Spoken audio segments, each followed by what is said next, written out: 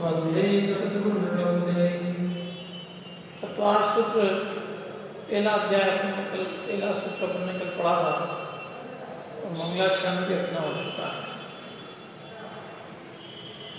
पहला सूत्र सबको याद है? पहला सूत्र क्या है?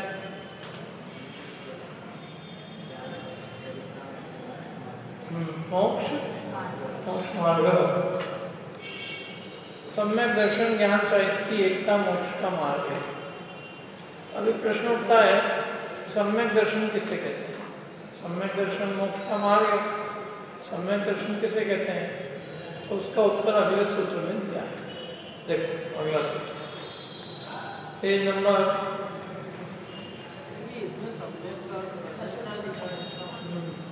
प्रशंसा। प्रशंसा मैंने विपरीत अभिनिवेश रहित, प्रशंसा मैंने अच्छी चीज है, क्या दिक्कत नहीं आता। विपरीत अभिनिवेश रहित है वही प्रशंसा योग्य है। पेज नंबर 22 निकालो आप। सम्यक दर्शन का लक्षण कहते हैं तत्वार्थ श्रद्धानम सम्यक दर्शन। क्या है सम्यक दर्शन का लक्षण? तत्वार्थ का श्रद्धान सम्यक दर्शन है। ये बहुत महान सूत्र है। एक सूत्र जो है ये ऐसा है जिस पर अनेक पुस्तकें लिखी गई है।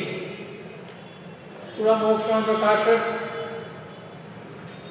का 9वां अध्याय और इस एक सूत्र पर आधारित है। क्यों? क्योंकि भाई मोक्ष का मार्ग क्या है? सम्यक दर्शन ज्ञान चाहिए। तो स्वाभाविक सम्यक दर्शन क्या है? सम्यक दर्शन तत्वार्थ का श्रद्धान सम्यक दर्शन। किसका श्रद्धान? तत्वार्थ का श्रद्धान। किसी से पूछा सम्यक दर्शन किसे कहते हैं?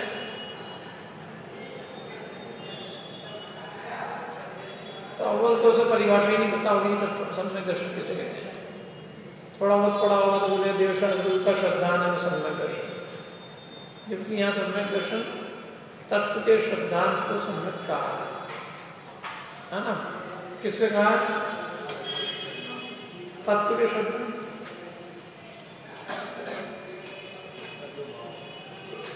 किसके श्रद्धान को सम्यक कहा है? तत्व का सही श्रद्धान। तत्व तत्व क्या लिखा हुआ देखो क्या है? तत्वार्थ के श्रद्धान का नाम तत्व नहीं है, तत्वार्थ के श्रद्धान का नाम सम्यक दर्शन। अभी जब तत्व भी लिखा है ना सब लोगों से तो मैं गारंटी दे सकता हूँ आधे से ज्यादा लोग फेल हो जाएंगे। तत्व लिखने को यहाँ पे दिया जाए सबसे, यहाँ आओ तत्व लिखो। वो है क्या? वो नहीं है पेन मार्कर है? मार्कर कहाँ रखा है इसका? क्यों मार्कर कहाँ रखा रहता है मालूम है? अच्छा आप लोग तो सुबह क्लास में आते हैं।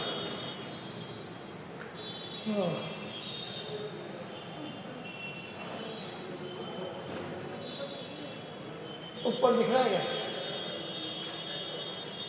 दिख रहा हो देख।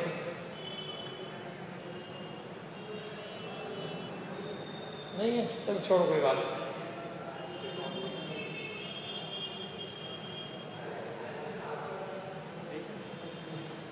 नहीं है ना?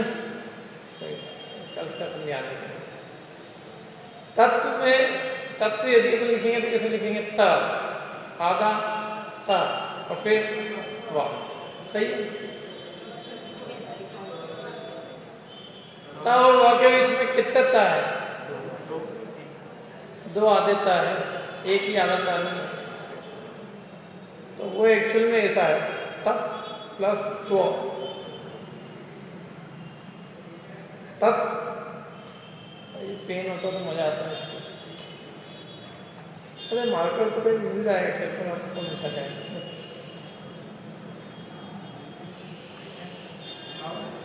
कहाँ से?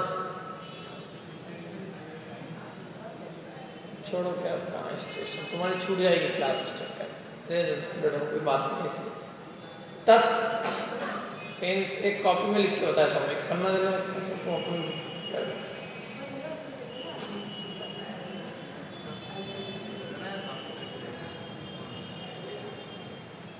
नहीं, एक पन्ना ऐसे दे देना।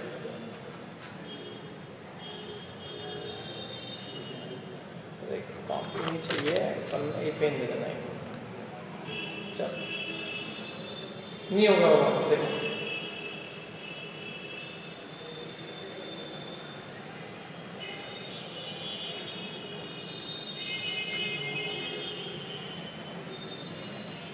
दिख रहा है?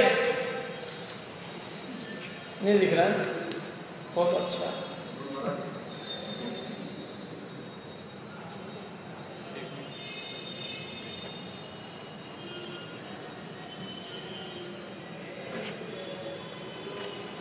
अब दिख रहा है? क्या लिखा है? तत् प्लस त्व। अब ये तत् का क्या अर्थ है? पहले तत् का दिख रहा है? तत् माने एक सर्वनाम वाची होता है। तत् माने जो भी है, जो भी वस्तु है। त्व किसको कहते हैं? त्व मनुष्यत्व, पुरुषत्व, स्त्रीत्व विशेषण है ना। तो तत् का विशेषण है त्व, पना, मनुष्यपना। मनुष्य तो है ही, लेकिन मनुष्यत्व नहीं है। पुरुष है, पुरुषत्व नहीं है। तो त्व माने पना, उसका जो भाव है उसको त्व कहते हैं। तो जो भी वस्तु है, वस्तु के भाव को क्या कहते हैं? तत्व है। वो तत्व, लेकिन हम उसको बोलते क्या? तत्व। तत्व की क्या परिभाषा हुई? जो भी वस्तु है उसका जो भाव है उसे तत्व कहते हैं। वस्तु के भाव को तत्व कहते हैं। भाव तो सबको मालूम है, हर चीज। सोने में क्या भाव चल रहा है आजकल? क्या भाव चल रहा है? तुम्हारे सराफे के पास में दुकान है ना, क्या भाव चल रहा है आजकल सोने?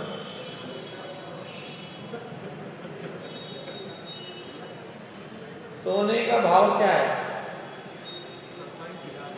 27,000। सोने का भाव क्या है? सोने का भाव उसका पीलापन है, उसका भारीपन है, जंग नहीं लगना, ये उसका भाव है। समझ में ना? भाव माने उसका स्वभाव। अब आपसे कभी कोई पूछे आपका क्या भाव है, बता मत देना 10 करोड़ रुपए। मतलब मेरा भाव माने ज्ञान दर्शन मेरा भाव है। भाव का मतलब मेरा स्वभाव है। तो वस्तु के स्वभाव को तत्व कहा जाता है। हर एक वस्तु का अपना एक स्वभाव होता है। नीम का भाव क्या है? कड़वापन। नमक का भाव खारापन। मिश्री का भाव मीठापन। भाव मतलब उसका स्वभाव। शक्कर का भाव 40 रुपये, 40 शक्कर का भाव का मीठापन। भाव का मतलब यहाँ स्वभाव है। तो वस्तु के भाव का श्रद्धान होना, उसका नाम सम्यक दर्शन है। सही है? तत्व माने वस्तु के भाव के तत्व कहते हैं। तत्व के श्रद्धान को सम्यक दर्शन कहते हैं।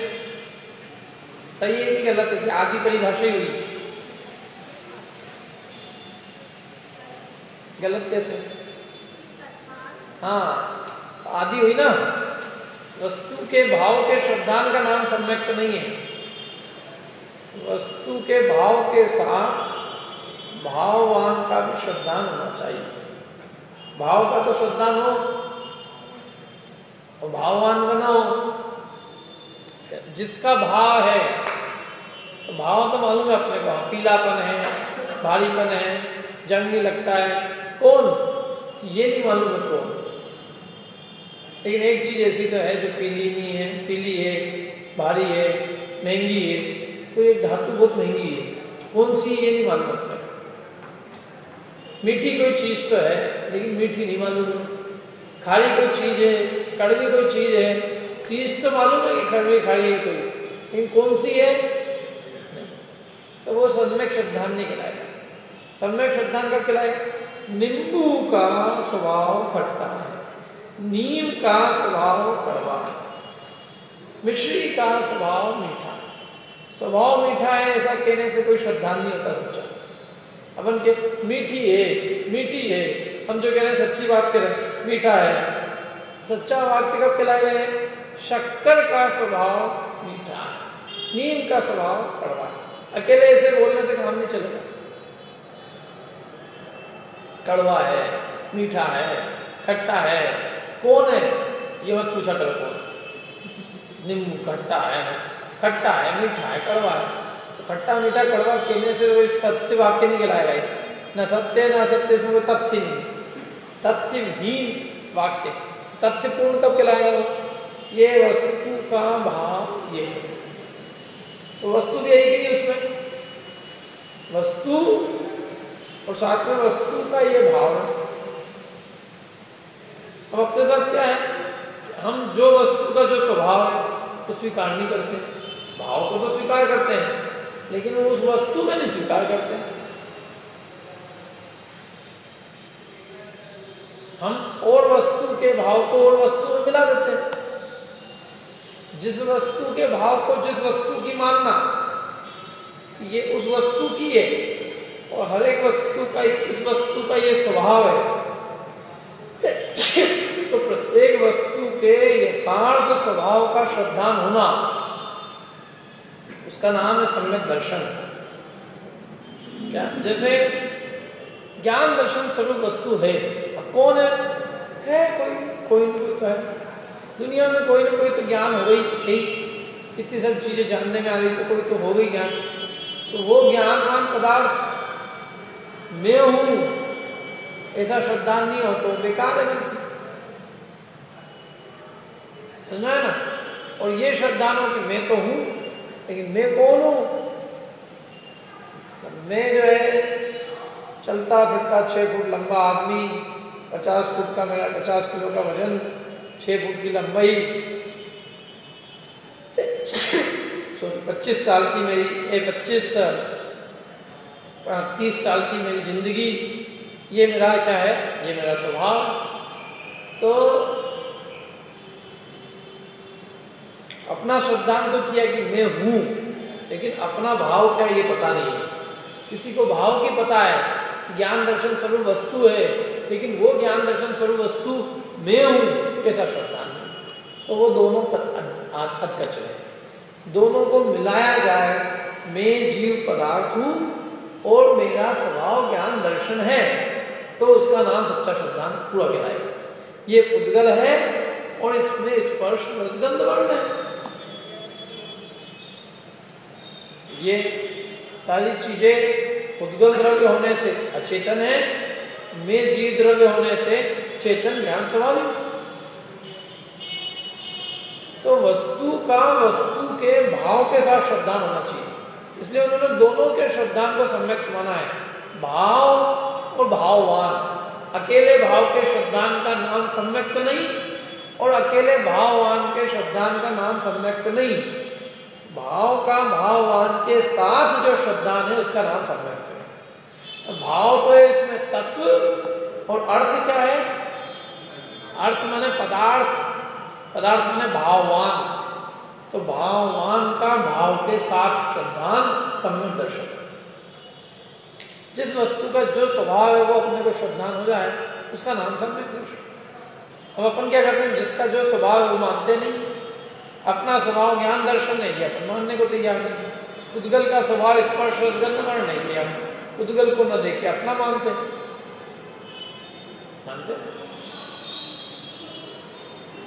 अभी अपना बायोडाटा अपने को लिखने को दिया जाए, हम क्या लिखेंगे उसमें? कलर, फेयर, हाइट, जो भी है, वेट 60 kg, गोत फलाना ढिकाना, mother this, father this, son daughter, जो भी होगा सब लिख देंगे। अब यदि असली परिचय पूछा जाए तो उसमें क्या है? वेट के कॉलम में क्या है? वेटलेस। कभी लिख मत देना कोई है, तो एक बात बताऊं समझने के लिए, कहीं वेट का कॉलम हो तो जो वो लौकिक पद्धति है वही लिखना, जो भी वो चाहते हैं। तो तुम लिख दोगे तो ऐसे ही एज अनादि अनंत, mother does not exist, father है ही कौन क्या? तो ये सच्ची बात है, वस्तु स्थिति क्या, ये लौकिक व्यवहार अलग चीज है लेकिन वास्तविक बात अलग चीज है। अब लौकिक व्यवहार जो मानती दुनिया, इसलिए तो उसको मिथ्या दर्शन कहते हैं। यदि वो अपन मानते होते और वो बात सच्ची होती तो फिर उसका नाम, सच्ची होती तो उसको मिथ्या दर्शन क्यों कहते हैं? उसको सम्यक दर्शन ही कहते हैं ना। तो फिर सबको सम्यक दर्शन होता तो सभी मोक्ष के मार्ग के प्रतीक होते। मोक्ष केवल कुछ एक कोई क्यों मिलता? कुछ तीर्थंकरों को, भगवानों को, सबको मोक्ष करना चाहिए ना। और यदि ये सच्चा श्रद्धान होता तो जीव दुखी क्यों होता?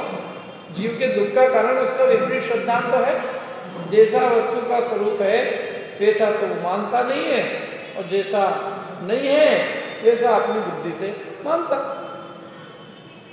हर आदमी अपने को मानता मेरी जिंदगी कितनी है, 100 साल, मर जाऊंगा मैं एक दिन। अब यदि ये बात सच्ची होती तो सब सम्यक दृष्टि होते, सड़क पर चलने फिरने वाले सब।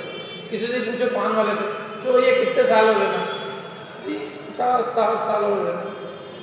उससे भी उम्र पूछो पान वाले से, तेरी उम्र कितनी है, मम्मी पापा कौन है, तेरी वजन कितना है? तो वो जवाब दिया उसने, अपन क्लास से पढ़ के गए और अपन ने भी वही जवाब दिया। तो वो भी उसके श्रद्धान में और हमारे श्रद्धान में क्या अंतर हुआ?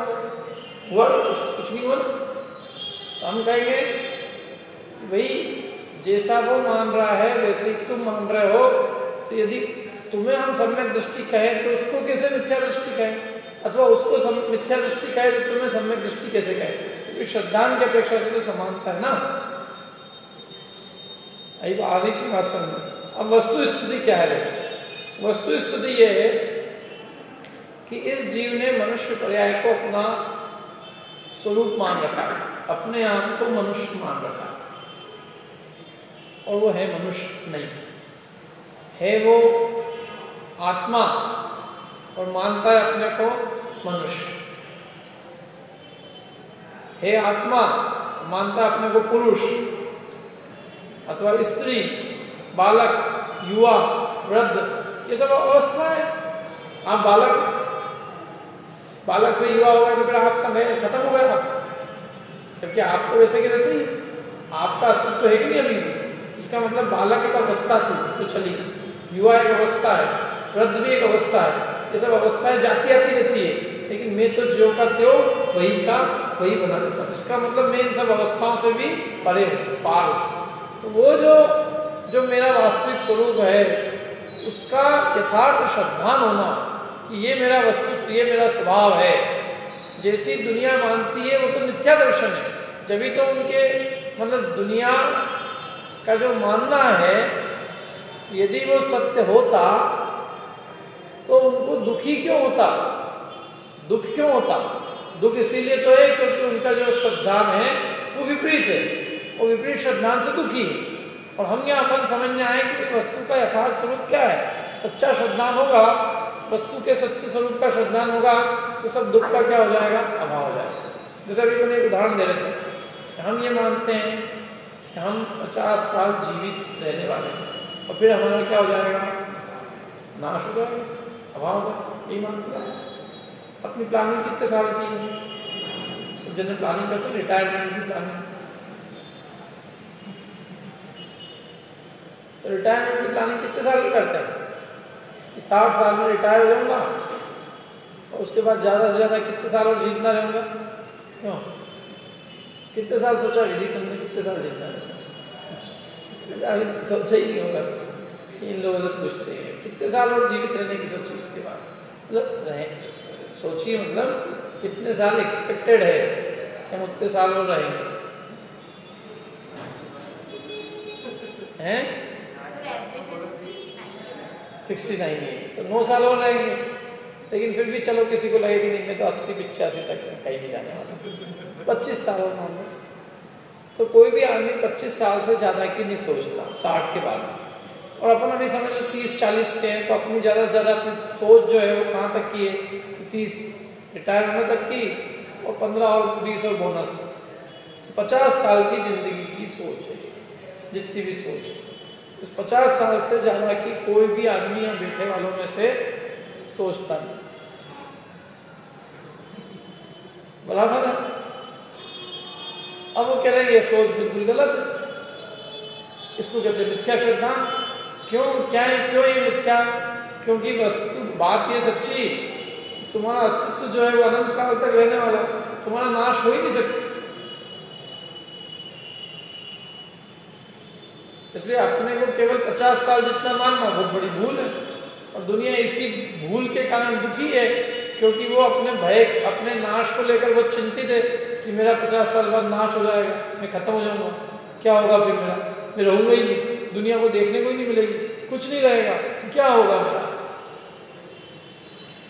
क्या हर व्यक्ति अपने मरण की आशंका से बहुत चिंतित है, भयंकर भयभीत है, और इसलिए उसको जो है ना, जितने भी इंश्योरेंस वाले हैं वो सब अच्छे से लूट ले जाते हैं उसको बढ़िया से कि तू मर जाएगा, तेरा मेडिकल नहीं कराया तुमने। आजकल कितनी बीमारियां हैं, अस्पताल का खर्चा कितना है, डॉक्टर का खर्चा इतना है, इसलिए तो सबसे पहले यदि तेरे पास पैसा है तो सबसे पहला काम इंश्योरेंस करते हैं।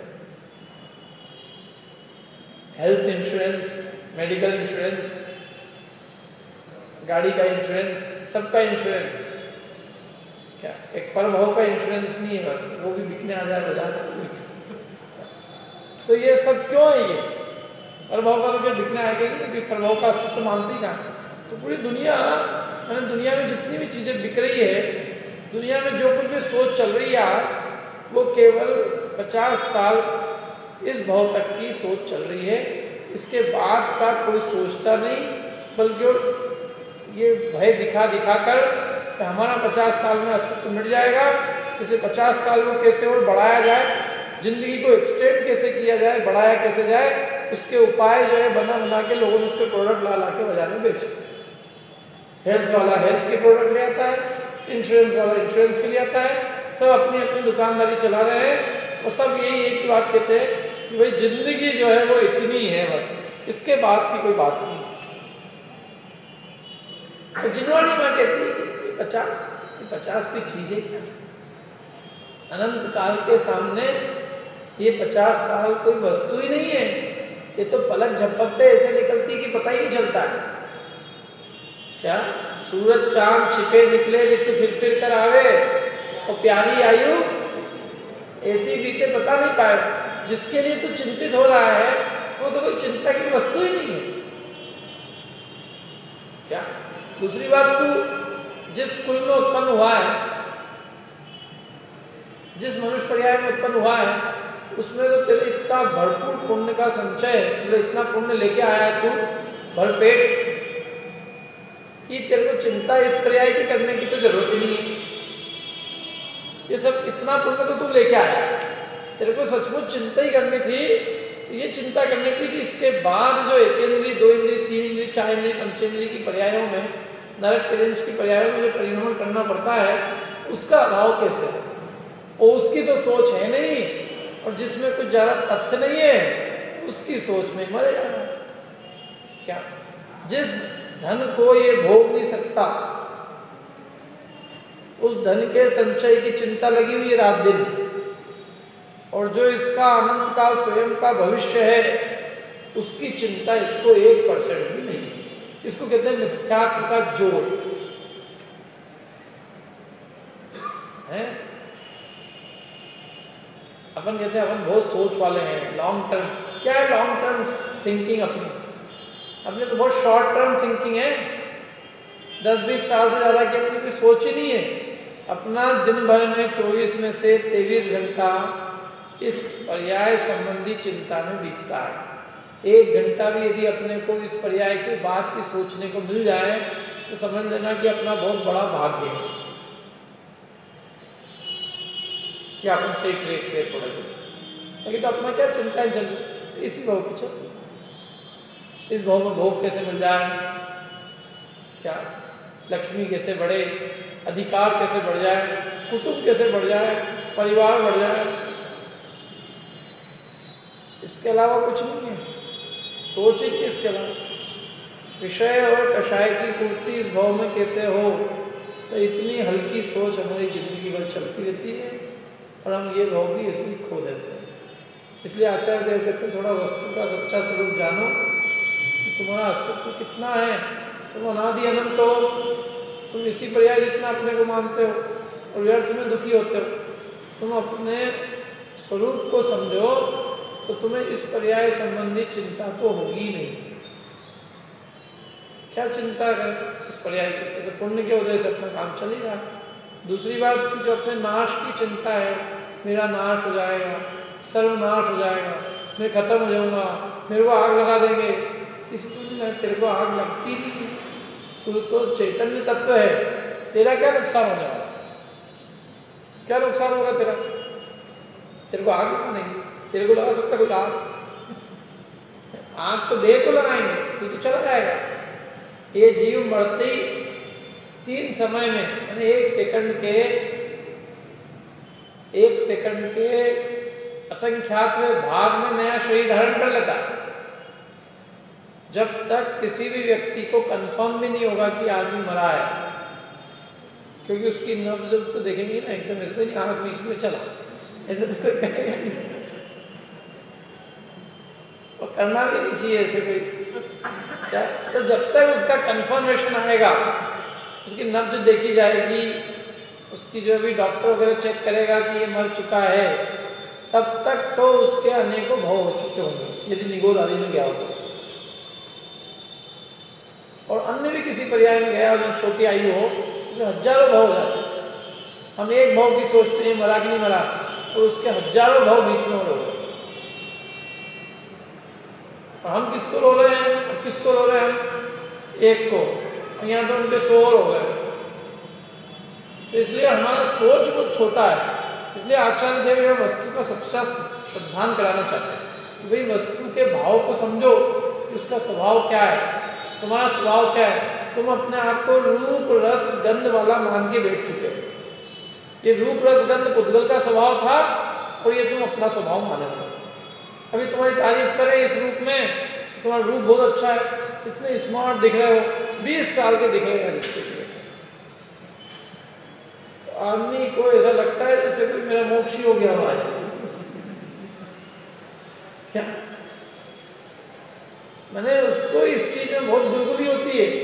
कोई यदि उसको जवान कह दे, अच्छा बढ़िया कह दे, हैंडसम स्मार्ट, जो भी शरीर की तारीफ करे, तो 1 घंटे तक मैं प्रवचन में करता रहूं तो किसी को कोई कंटाला नहीं आएगा। और मैं ये कहूँ थोड़ी बहुत आत्मा की बातें, तो लोगों को नहीं ध्यान लग जाते, आती नहीं आती। 2-4 उपमाएं दें आपको तो बहुत अच्छा लगता है। सारी जितनी भी उपमाएं दें, चांद का चांद है और जो भी सूरज है, चंदा जैसा मुंह, सूरज जैसा मुंह, संसार में वो सब हमें अच्छा लगता है सब। और आश्चर्य की बात है कि जो वो आत्मा के ज्ञान दर्शन सुख वीर्य की खुलासा करो, ज्ञान का क्या स्वरूप है, दर्शन का क्या स्वरूप है, सुख का क्या स्वरूप है, वीर्य का क्या स्वरूप है, तो उसमें रस ही नहीं आता। कारण ये कि अपनापन काहे में पड़ा हुआ है? उद्गल के गुणों में। और अपनापन काहे में आना चाहिए था? चैतन्य के गुण में। तो इसलिए किसका क्या भाव है वो समझना जरूरी है कि अपना भाव तो चैतन्य के गुण है, ज्ञान दर्शन अपना भाव है, और स्पर्श रस गंध वर्ण उद्गल का भाव क्या। इसलिए हर एक चीज का भाव क्या है? मैं जीव हूं इतना कहने से काम नहीं चलेगा कि मैं जीव हूं। मैं जीव हूं और मेरा स्वरूप ज्ञान दर्शन है, ये पुद्गल है और इसका स्वरूप स्पर्श रस गंध वर्ण। भाव प्लस भाव समझ में नहीं, उदाहरण क्यों दिए सब? कभी कभी क्या है तो उदाहरण पता चले, उदाहरण नहीं समझ में आया किस बात के लिए वो उदाहरण दिया कि भाव का भाववान के साथ श्रद्धान होगा तो ही वो तत्वार्थ का श्रद्धान कहलाएगा। भाव मतलब वस्तु का स्वरूप और भाववान माने वो वस्तु। जैसे उदाहरण के लिए मैं जीव हूं, ये किसका श्रद्धान हुआ? भाव का कि भाववान का? अर्थ का कि तत्व का? अर्थ का। मैं जीव हूं या अर्थ का श्रद्धान? और मैं जीव हूं और ज्ञान दर्शन मेरा स्वभाव है, ये किसका श्रद्धान हुआ? तत्व का। ज्ञान दर्शन मेरा स्वभाव है, ज्ञान दर्शन मेरा तत्व है। तत्व वैसे भी लोग इसी को कहते हैं, तत्व माने सार। उसमें तत्व क्या है? तत्व की चीज तो कोई है नहीं, खाने में तत्व की चीज तो कुछ रहती नहीं है, सारे पौष्टिक तत्व तो निकाल ही दिए। तत्व माने सार, उसका जो भाव है। तो मैं जीव हूँ और मेरा सार क्या है, मेरे में भाव क्या है, ज्ञान दर्शन मेरा तत्व है। मैं जीव पदार्थ हूँ, ज्ञान दर्शन मेरा तत्व है। ये तत्वार्थ का श्रद्धा है। आई समझ में? मैं कौन हूँ? मैं जीव पदार्थ हूँ। अर्थ को अपन पदार्थ करो, पद माने होता है ना, एक एक वस्तु को बताते हैं उसका पद होता है। जैसे चैतन्य वस्तु को बताने वाला जो है वो पद है, उस पद को क्या कहते हैं? जीव पद। तो जीव पद जीव अर्थ को बताता है, इसलिए हम उसको कहते हैं जीव पदार्थ। तो मैं जीव पदार्थ हूँ। कौन हूँ मैं? जीव पदार्थ। और मेरा तत्व क्या है? ज्ञान दर्शन मेरा तत्व है।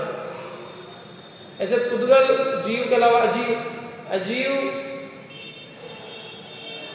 अजीव पदार्थ है। अजीव पुद्गल धर्म धर्म आकाश काल ये पदार्थ है। और इनका तत्व क्या है? इनका सार अचेतन पुद्गल का स्पर्श पांचों का अपन मिला लो, सब द्रव्यों का, जीव के अलावा बाकी सब द्रव्यों का। तो उनका सार क्या है? अचेतन बना, ये उनका सार। उन्हें अचेतन बना उनका तत्व है। उनका तत्व अचेतन बना है और मेरा तत्व चेतन बना है। मेरा सार चेतना है और उनमें सार अचेतन का। आना समझ में? तो इसलिए उस तत्वार्थ को लिया यहाँ पे, तत्व को नहीं लिया। ध्यान रखना है, ये बहुत बारीक चीजें हैं जो बहुत सारे लोगों को खबर नहीं रहती। सब किसी से ही पूछो सम्यक दर्शन की क्या परिभाषा? तत्व श्रद्धान, तत्व का श्रद्धांत है। तत्व कहाँ है? तत्व को तत्वार्थ है वो तो क्या, और तत्वार्थ का जैसा का तैसा। फिर उसमें कहेंगे वो सम्यक शब्द दिया है, वो सम्यक शब्द विपरीत अभिनिवेश रहित सत्यार्थ श्रद्धांत के लिए दिया है। क्या मतलब? ये श्रद्धांत हो लेकिन विपरीत अभिनिवेश नहीं हो सकता, विपरीतता ना, वस्तु का जैसा स्वरूप है वैसा का वैसा श्रद्धांत, उसका नाम सम्यक दर्शन। ठीक है, आई थी कई बात। तत्वार्थ श्रद्धानम, उन्हें श्रद्धान वो सम्यक दर्शन है। विपरीत अभिनिवेश रहित, खोटे दुराग्रह रहित वस्तु जो तत्व, खोटे अभिप्राय, खोटे अभिनिवेश रहित तत्वार्थ का श्रद्धान सो सम्यक दर्शन है। हो गई बात सम्यक दर्शन की परिभाषा। क्या? विपरीत अभिनिवेश रहित तत्वार्थ श्रद्धान सो सम्यक दर्शन। अभिनिवेश माने अभिप्राय, खोटे अभिप्राय नहीं। और अब एक एक की परिभाषा पूछे। तत्व किसे कहते हैं? वस्तु के भाव को तत्व कहते हैं। अर्थ किसे कहते हैं? भाववान को अर्थात पदार्थ को अर्थ कहते हैं। तो पदार्थ और पदार्थ के भाव का विपरीत अभिनिवेश रहित जो श्रद्धान है उसका नाम सम्यक दर्शन है। क्या लिखा? पदार्थ और पदार्थ के भाव का जो विपरीत अभिनिवेश रहित श्रद्धा है उसका नाम सम्यक दर्शन है। अब श्रद्धा के भी बहुत सारे अर्थ हैं। श्रद्धा है हमारी भगवान पे श्रद्धा है, खुद पे श्रद्धा है, आप पे भी श्रद्धा है, हमारी तो उन पे भी श्रद्धा है, सब पे श्रद्धा है। श्रद्धा का क्या मतलब? श्रद्धा के अनेक अर्थ है। श्रद्धा में रुचि भी होता है। श्रद्धा में रुचि, प्रतीति, विश्वास, क्या लेना है? रुचि, प्रतीति, विश्वास। विश्वास हो तो पक्का दृढ़ विश्वास, मैं जीवी हूँ। कोई कहे नहीं, और शरीर भी और जीव भी नहीं, मैं जीव ही हूँ, शरीर नहीं, पक्का विश्वास। प्रतीति, प्रतीति कहते हैं इसको। प्रतीति माने दृढ़ प्रतीति, दृढ़ निर्णय, दृढ़ विश्वास। जैसे अभी अपने को ये विश्वास है कि नहीं कि अपन मनुष्य जो भी, जैसे पक्के प्रतीति है, अपन को समझ लो कोई नाटक के अंदर कोई पार्ट अदा करने को दिया जाए, किसी पुरुष को स्त्री का पार्ट करना दिया जाए, तो स्त्री को पुरुष का पार्ट अदा करने को दिया जाए, तो वो स्त्री जब पुरुष का पार्ट कर रही है तब भी उसकी प्रतीति में क्या है कि मैं स्त्री हूँ। ये तो नहीं कि वो भूल ही जाए पार्ट करने के बाद। घर आए बोल क्या हुआ ऐसा नहीं, प्रतीति में नहीं जाता उसको, किसी को उसको याद दिलाना नहीं पड़ता कि तू स्त्री है, उसकी प्रतीति बराबर है। कोई अच्छा बड़ा एक्टर भिखारी का रोल करे तो वो कोई भिखारी थोड़ी नहीं बन जाता कि रोल करते करते भिखारी हो गया। सब प्रतीति में बना रहता है। उस समय भी, जिस समय वो रोल कर रहा है उस समय भी उसकी प्रतीति में क्या है कि मैं तो फलाना नहीं, अमीर आदमी हूँ, रईस हूँ, क्या मैं फलाना एक्टर, इसका नाम है प्रतीति। प्रतीति का मतलब केवल बोलने के नहीं है। प्रतीति सोते जागते खाते पीते उठते चलते हर समय बनी रहती है। अपने को अपने नाम की प्रतीति एक नहीं। 25 जनवरी यहाँ से जा रहा है और मैं एक कहूँ क्या, समझ में कहूँ अंशुल इधर आना, तो जो अंशुल नाम का व्यक्ति है वो आ जाए, तो बाकी क्यों नहीं आए भैया? बाकी को उसमें प्रतीति नहीं है कि ये अपना नाम, जिसको प्रतीति है कि ये मैं हूँ वो आएगा, बाकी को प्रतीति नहीं है तो नहीं आएगा। इसको प्रतीति अपने खून में मतलब अपने निरंतर चलती है। सोते समय भी आप 10 जने सोए होंगे ना, जिसके नाम से पुकारोगे वही आएगा, क्योंकि उस नाम में प्रतीति उसको ही है और किसी का नहीं। तो प्रतीति माने विश्वास, रुचि, श्रद्धा, जो भी नाम देना, इन सबका नाम पर्यायवाची नाम है ये। विश्वास, रुचि, प्रतीति, श्रद्धा, इन सबको क्या कहते हैं? सम्यक दर्शन। मैंने तत्वार्थ के श्रद्धान का नाम ही सम्यक दर्शन है। अब देखो आगे चलते हैं, कुछ लिखा हो तो लिखा हो।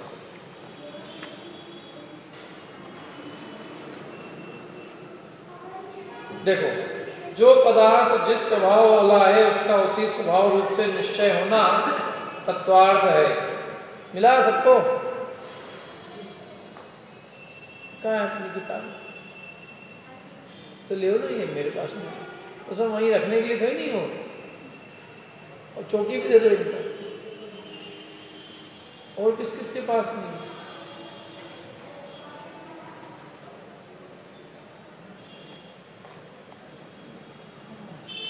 ये अभी 15 किताबें और रखी हैं यहाँ पे, इसलिए किताबों की तो कमी है नहीं, लेने की आलस है बस।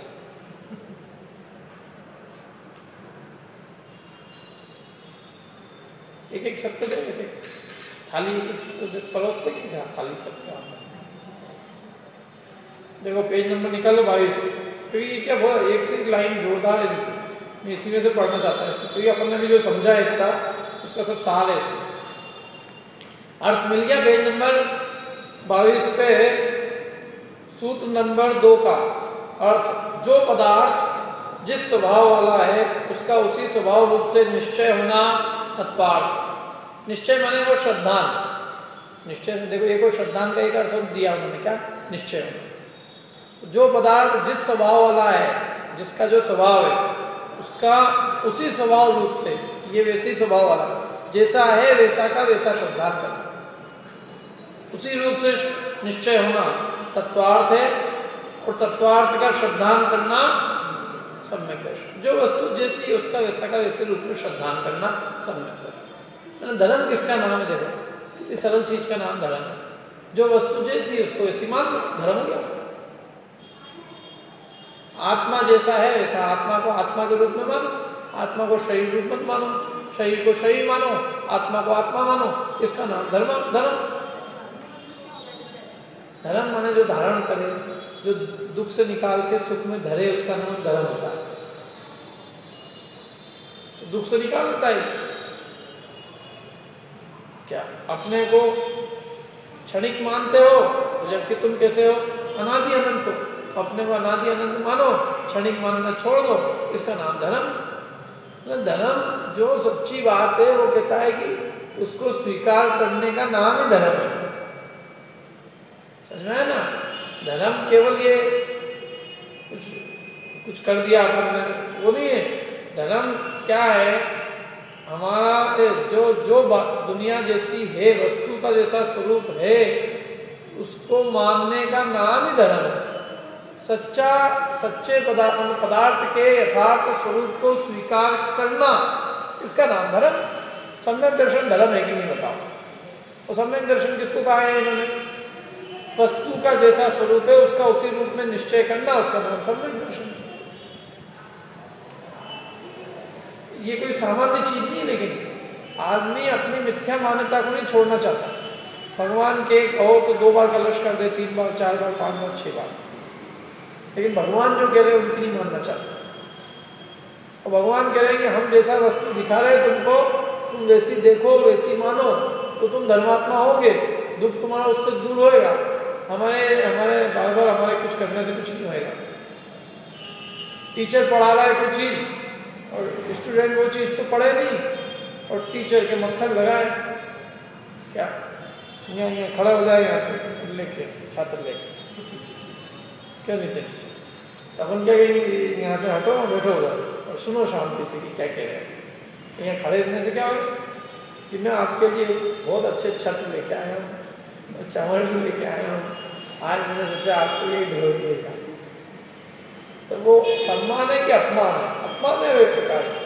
हम कह रहे हैं वहाँ बैठना है तो बैठना नहीं है, और ये मक्खन लगा रहे हैं यहाँ क्या।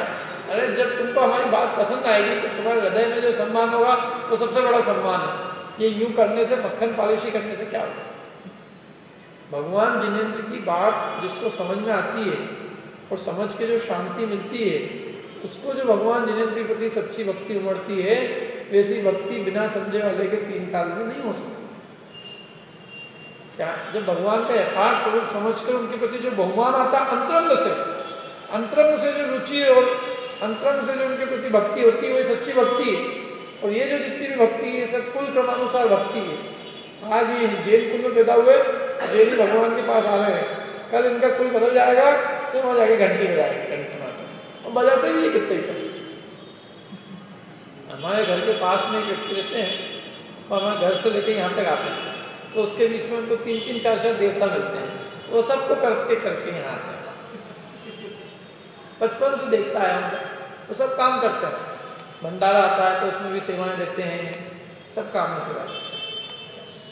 ऐसे कोई मतलब उनको कोई निर्णय तो ही नहीं कि क्या है वस्तु स्वरूप क्या है, तो वो कुल क्रमानुसार भक्ति होती है। चूंकि कुल क्रम है अपना, अपन जैन कुल में है इसलिए मैं भक्ति की। जबकि भगवान तो केवल इतना ही कह रहे हैं, हम जो कह रहे हैं वैसा तुम देखो और स्वीकार कर। सच्ची बात को स्वीकार करना, वस्तु के यथार्थ स्वरूप को निश्चय करना, उसका नाम सम्यक दर्शन है। अब देखो आगे, तत्व और अर्थ, इन 2 शब्दों के मेल से तत्वार्थ शब्द बना है। किससे बना है? तत्व और अर्थ के।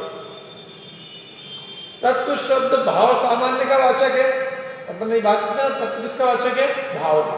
तो है ना उसमें, तत्व में जो तो बना है वो किसका वाचक है? भाव का। जो पदार्थ जिस रूप में स्थित है उसका उसी रूप में होना तत्व कहलाता है। जो जैसा है उसका उसी रूप में होना वो क्या है? तत्व है। और जिसका निश्चय किया जाता है उसे अर्थ कहते हैं, मैंने पदार्थ।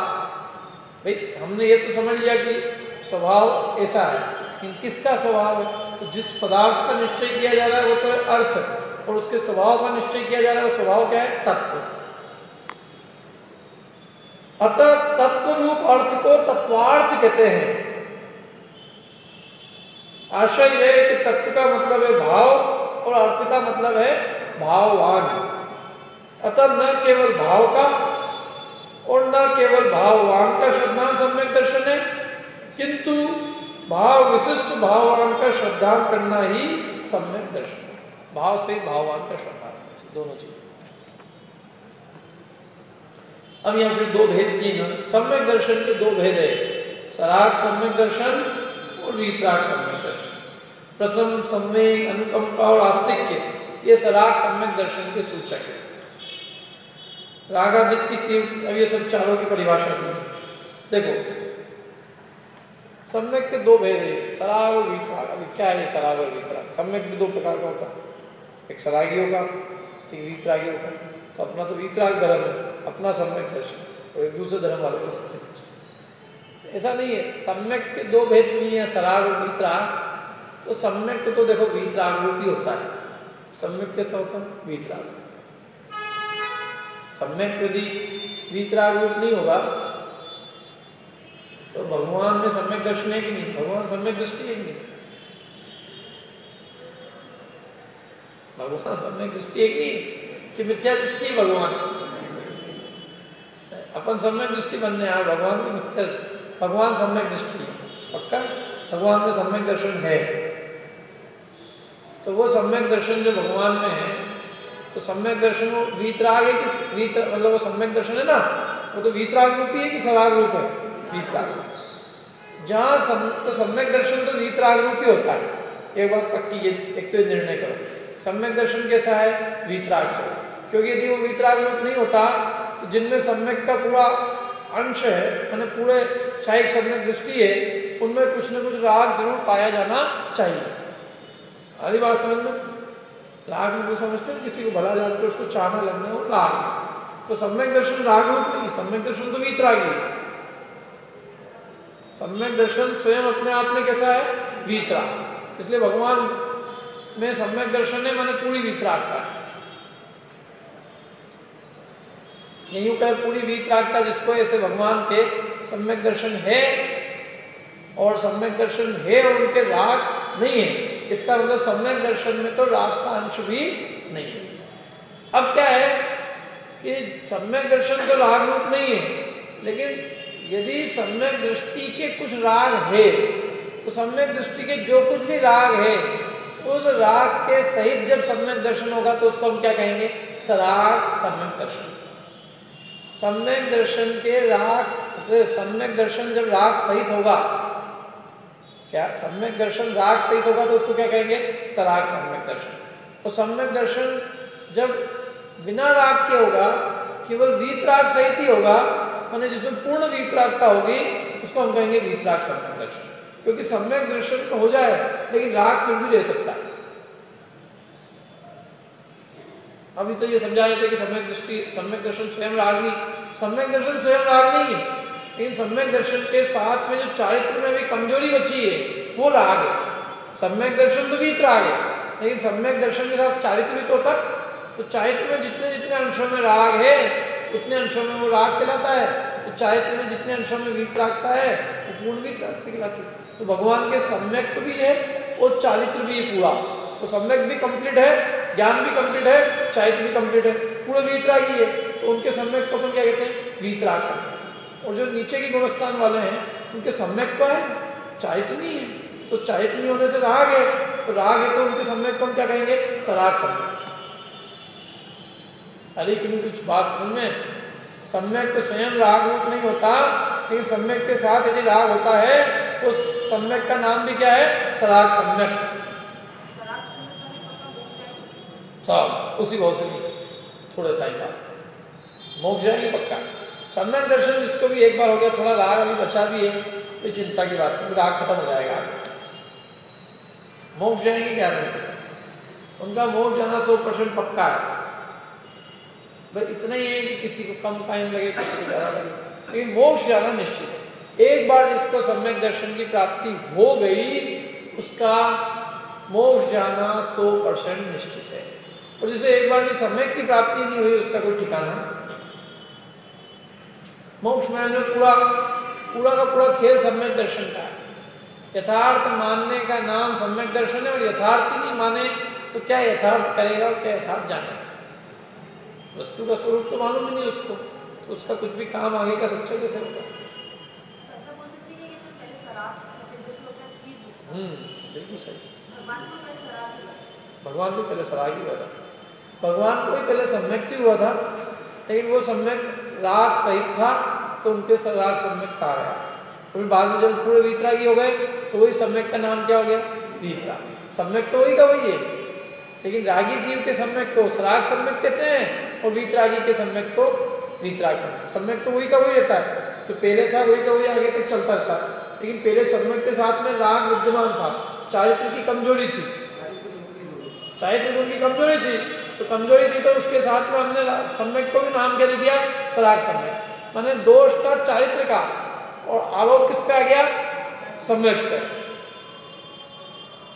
दोष तो चारित्र का था, और बाद में उस चारित्र का भी दोष नहीं रहा, तो सम्यक तो पहले भी वीतरागी था, लेकिन अब उस चारित्र का दोष मिटने से अब उस सम्यक का नाम भी क्या हो गया? वीतराग सम्यक।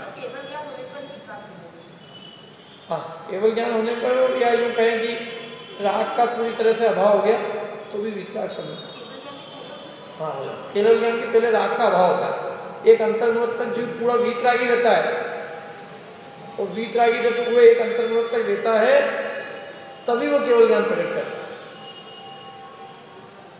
ठीक है, अरे समझ में कुछ पढ़ना है इसको घर जाके 2-4-5 बार, समझ में आएगा कुछ। ये बहुत क्या है, ये सब बहुत मतलब सैद्धांतिक चीजें हैं ये एकदम, अपन बिल्कुल टॉप एमए की क्लास पढ़ रहे हैं सब। सम्यक दर्शन के दो भेद है, सराग सम्यक दर्शन और वीतराग सम्यक दर्शन। अब इस सराग सम्यक दर्शन के सूचक, ये सराग सम्यक दर्शन है, हमको इसकी सूचना कैसे मिले, कैसे किसी को पता लगा है? आज ही घर जाके देखेंगे अपनी मम्मी पे, बहुत धर्मात्मा थी क्या सम्यक दर्शन है कि नहीं है उसका। तो वो दूसरों के लिए नहीं है, खुद के लिए है। पहली बात तो अपना निर्णय करने के लिए कि अपने को सम्यक है कि नहीं है, लेकिन किसी दूसरे का भी करना हो तो कोई दिक्कत नहीं है। सराग सम्यक दर्शन के 4 सूचक चिन्ह, जिसको सम्यक होगा क्या, चाहे वो सराग हो वीतराग हो, है तो दोनों ही सम्यक ना, तो जिसको भी सम्यक होगा उसके ये 4 चीजें नियम से होगी। कौन कौन सी? प्रशम, संवेग, अनुकंपा और आस्तिक, ये सराग सम्यक दर्शन के सूचक है। प्रशम मतलब रागादि की तीव्रता के न होने को प्रशम कहते हैं। राग तीव्र नहीं होगा, रागादिक मंद हुए बिना रहेंगे नहीं, क्योंकि सम्यक दर्शन होने के साथ अनंतानुबंधी कषाय भी चली जाती है। अनंतानुबंधी क्रोधमान माया लोभ नहीं रहता, समझ में आया ना? उन सब पढ़ के आ चुके हैं अनंतानुबंधी क्रोधमान माया लोभ क्या दीपक, दूसरे भाग में पढ़ लिया अपन। तो सम्यक दर्शन के साथ अनंतानुबंधी क्रोधमान माया लोभ का भी अभाव हो जाता है। सम्यक दृष्टि का अनंतानुबंधी क्रोधमान माया लोभ नहीं है, इतनी तीव्र क्रोधमान माया लोभ नहीं है का मतलब ये कि उसके इतना तीव्र राग द्वेष नहीं है, तो इसलिए एक तो राग द्वेष की उसको तीव्रता नहीं होगी। दूसरा, संसार शरीर और भोगों से भयभीत होने का नाम संवेग है। संसार शरीर भोगों से भयभीत रहेगा, इसमें आसक्त नहीं रहेगा। क्या? भव भोग शरीर विनश्वर तब क्षण भंगुर लगते सपने से। उसको संसार शरीर और भोग कैसे लगेंगे? क्षण भंगुर, इनसे विरक्त रहेगा, इसमें आसक्त चित्त नहीं होगा, इससे मजा नहीं आएगा उसको। उसको कहाँ में मजा आएगा? निज आत्मा, आत्मा की चर्चा में, क्या आत्मा की कथा में, मैंने उसका रस जो है संसार से हटकर और मोक्ष की तरफ, मोक्ष मार्ग की तरफ अथवा अपने निज आत्मा की तरफ उसका लक्ष्य, उसका रस होगा।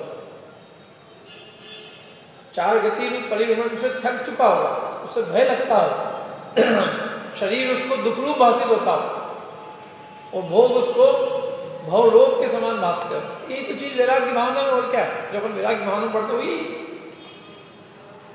4 गति का वर्णन है, दुख रूप है 4 गति, ये वर्णन है। छड़ाला में अपन ने क्या पढ़ा?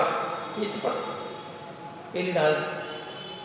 और शरीर का वर्णन पूरा, पोषत तो दुख दोष करे, अरे सोसत सुख बुझावे, दुर्जन देह स्वभाव बराबर, मूर्ख प्रीति बढ़ावे, राचन जोग स्वरूप ने आको, विरचन जोग सही है, काना पोड़ा, ये सब शरीर की है। अपने सब वर्णन पढ़ चुके हैं कि शरीर कैसा गंदा है, अपवित्र है, मलमूत्र से भरा है, बहुत कृतज्ञ है, और ये है सब, इसको 10 बोल चुके हैं।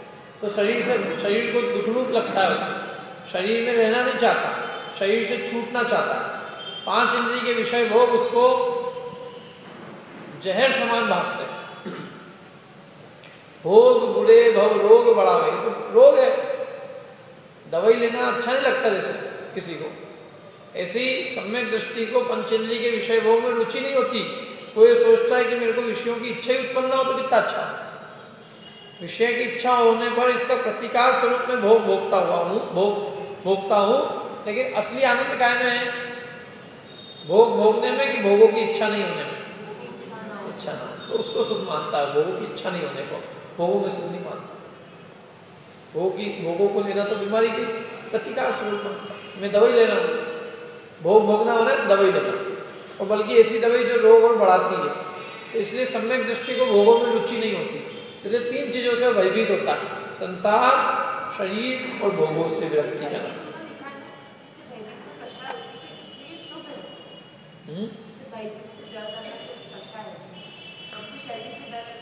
शरीर तो इससे डर लगना ही चाहिए, इससे डर नहीं लगता है तो दिक्कत है। क्या है कि कुछ चीज़ें ऐसी है जिसमें अपनी आसक्ति बहुत पड़ी हुई है, जैसे परिवार वालों में, तो अब इससे बहुत खींच के उपदेश देते हैं इसके जिनवाणी में कि ये सब स्वार्थ के सज्ञ हैं, धन के लुटेरे, वहाँ दुष्ट लोग हैं ये। तो अब एक्चुअल में इसको सुन के कोई सचमुच समझ ले और घर में जाए सबको बताए, आज पंडित जी ने मुझे बहुत बढ़िया बात बताई, तुम सब क्या हो क्या नहीं, तो झगड़े हो जाएंगे उसमें, लड़ चलेंगे और कुछ नहीं होगा। तो वो समझने के लिए, क्योंकि वो इतना कड़क उपदेश इसलिए दिया जाता है क्योंकि इसका राग तीव्र होता है। जैसे जब बीमारी खूब भयंकर होती है, 109 डिग्री का बुखार है, तो बहुत हेवी डोज देना पड़ता है। नहीं देवे हेवी डोज, हल्का डोज देवे तो असर नहीं करता, उसको मर ही जाता उतनी देर में। तो ऐसे ही इसको राग बहुत है परिवार का, कुटुंब का, तो उसको हेवी डोज दिया जाता है। ऐसे शरीर का खूब राग है, इसलिए शरीर से भयभीत कराने के लिए शरीर की खूब निंदा करते हैं ताकि भय उत्पन्न हो इससे कुछ तो। और इतना कहने के बाद भी कुछ असर नहीं पड़ता। यहाँ अपन पढ़ते हैं शरीर में ये है, वो है, ये है, ये है, वो है, और फिर जाके लिपा पोतना चालू कर, कुछ फर्क नहीं पड़ता है। बिल्कुल मिट्टी चिकनी होती, चिकनी मिट्टी, उसके ऊपर पानी डालो, ऐसी कैसी निकल जाती है। इसलिए तो जिनवाणी में पूरी ताकत लगा के खींच खींच के उपदेश देती है कि भैया जिसमें तुम आसक्त हो रहे हो उसके स्वरूप का थोड़ा सा विचार करो कि वो कितना मतलब अपवित्र है और कितना दुखरूप है। तो भयभीत कराया जाता है तो भी भय का होता है, भय हो जाए तो उसका कल्याण हो जाए। क्या समझ में आ रही कि नहीं आ रही? नहीं आ रही? भय इसलिए भय उत्पन्न कराएंगे तो थोड़ा राग घटेगा, तो भय नहीं होएगा। भय तो जिसको हो जाए तो फिर उसका तो बात ही क्या है, वो तो निरंतर अपने आत्मकल्याण में उद्यमी होगा। और इनसे तो भयभीत होना ही है ना, जो दुखरूप चीजें उनसे भयभीत नहीं होंगे तो क्या होंगे? दुख से भय तो लगना ही चाहिए। असली दुख क्या है ये हमको पता ही नहीं है। हम जिसको दुख माने बैठे वो दुख ही नहीं है, और जो असली दुख है उसका भय नहीं है। तो उसका भय होगा तो सुख का, असली सुख की प्राप्ति का उपाय करेंगे और दुख को दुख मानेंगे। समझ में आएगी नहीं?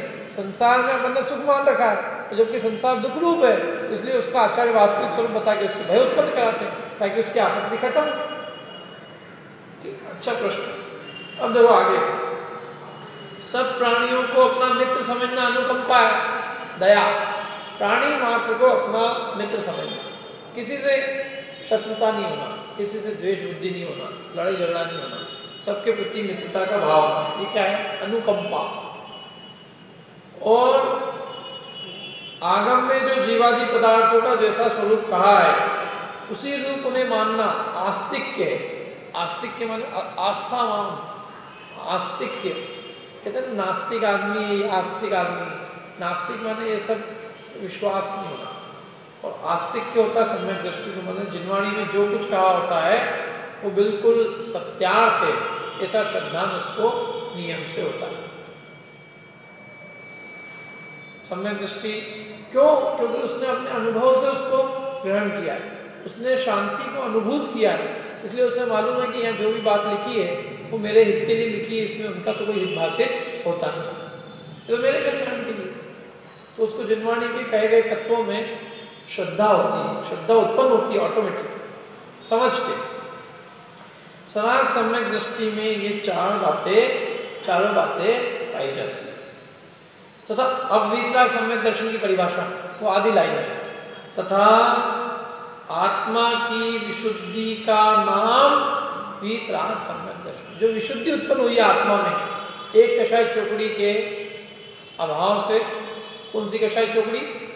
अनंतानुबंधी क्रोधमान माया लोक के अभाव से और मिथ्यात्व के अभाव से जो आत्मा में विशुद्धि उत्पन्न हुई, जैसे मेल दूर हुआ तो जितनी कुछ भी शुद्धता प्रकट हुई उसका नाम वीतराग सम्यक दर्शन। माने जो असली सम्यक दर्शन है वो वीतराग है। असली सम्यक दर्शन में क्या हुआ? सम्यक दर्शन हुआ माने आत्मा की विशुद्धि प्रकट हुई, मिथ्यात्व अनंतानुबंधी गया। मिथ्यात्व अनंतानुबंधी जाने से जितनी आत्मा में विशुद्धि हुई है, निर्मलता प्रकट हुई है, उसका नाम वीतराग सम्यक दर्शन है। सराग में नहीं, लेकिन सराग में राग को मुख्य किया।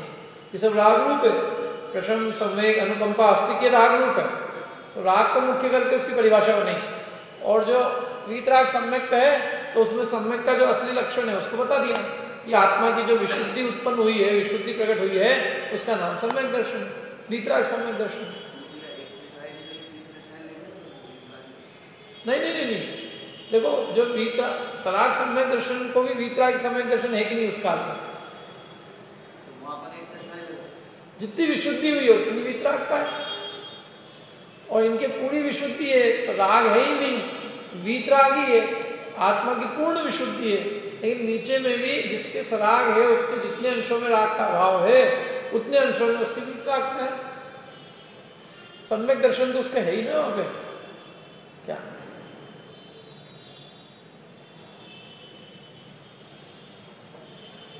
ऊपर वाले के केवल वीतराग है, नीचे वाले के वीतराग सम्यक थे। सराग भी और सम्यक तो वीतराग ही है, ये क्या बने। सराग सम्यक तो शब्द ही ये बोलता है कि उसकी विशुद्धि भी है और राग भी है। जो सराग शब्द है वो राग सहित को कहता है और जो सम्यक है वो उसकी विशुद्धि को बताता है। सम्यक के शब्द आत्मा की विशुद्धि को बताता है।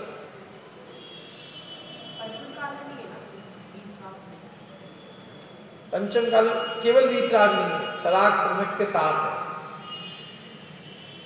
पंचम काल में वीतरागी कोई होता ही नहीं, इसलिए जो भी मिलेंगे वो सराग सम्यक ही मिलेंगे। यानी जिसके भी सम्यक होगा उसके राग नियम से पाया जाएगा, उसके प्रशम, सम्यक, अनुकंपा, आस्तिक के चिन्ह अपने को अवश्य देखने को मिलेंगे। और जो उसमें जो वीतरागता तो उसमें रहेगी ना कुछ अंशों में, तो जितने अंशों में वीतरागता है उसको हम वीतराग सम्यक कह सकते हैं, जितने अंश में।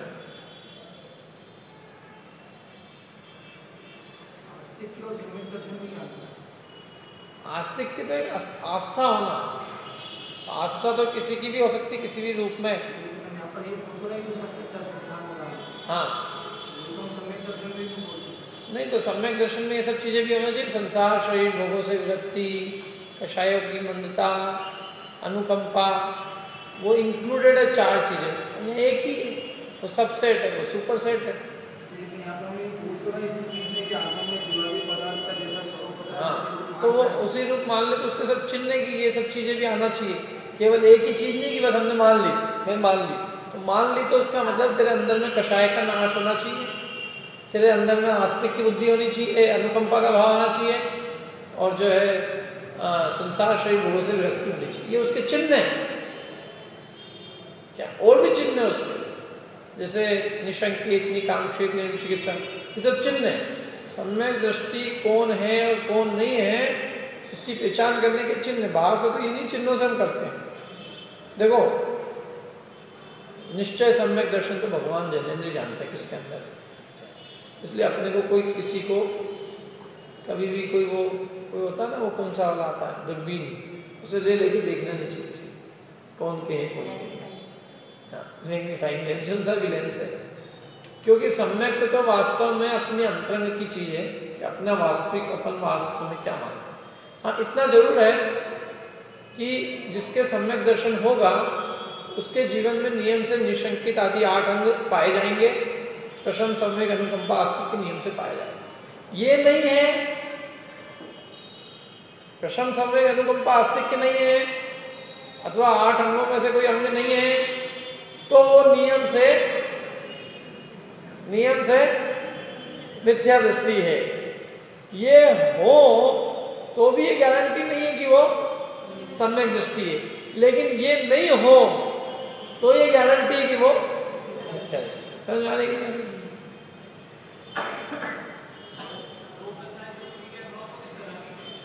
तीन तक सराग है, जितना राग बचा सराग के साथ वीतराग साथ साथ चलता है। तो मैंने थोड़ा सा समझाने में गड़बड़ की। एक्चुअली में सराग और वीतराग एक ही चीज के नाम है।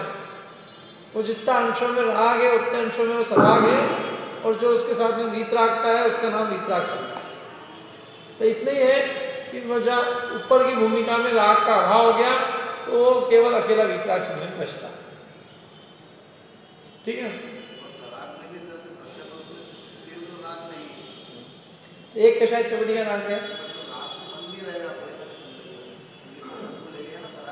वो तो आस्तिक बुद्धि, अनुकंपा बुद्धि, अनुकंपा राग रूप है। हाँ, अनुकंपा राग, मंद राग रूप है। बात तो ये कि सम्यक दृष्टि का राग किस जाति का होता है बताया। सम्यक दृष्टि का राग किस जाति का होगा? राग तो है, सम्यक दृष्टि को राग का भाव तो होगा, लेकिन अब उसका राग किसके प्रति होगा? अब उसका राग साधन के प्रति होगा, देवशास्त्र गुरु के प्रति होगा, उसका राग विषय भोगों के प्रति, उसका राग अपने कुटुंबियों के प्रति, उसका राग मतलब कषायों के प्रति नहीं होगा। उसका राग जो है इस जाति का होगा। सम्यक दृष्टि भी प्रभाव न करेगा। पहले भी जैसे प्रभाव न, हर आदमी को कुछ न कुछ शौक रहता करने का, सम्यक दृष्टि भी करेगा, उसके इतना राग नहीं घटा है, लेकिन वो काय के प्रभाव न करेगा? धर्म। क्या मैंने काम तो है, काम ऐसा नहीं कि उसके खत्म हुआ है, लेकिन उसकी दिशा बदल गई। तो सम्यक दृष्टि के राग किस प्रकार का होता है उसको ये 8 अंग बताते हैं।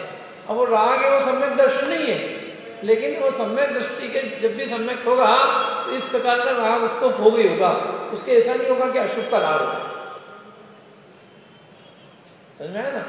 वो भले ही वो राग कुछ सम्यक तो नहीं है, लेकिन ये नियम है कि ये जब भी इसको सम्यक होगा तो उसका राग इसी प्रकार का होगा, उसका राग अशुभ के प्रति का नहीं होगा। समझ में आ रही है बात? ठीक है, तो ये अपनी तत्व श्रद्धा के चक्कर हुआ है, हम बाकी कल करें।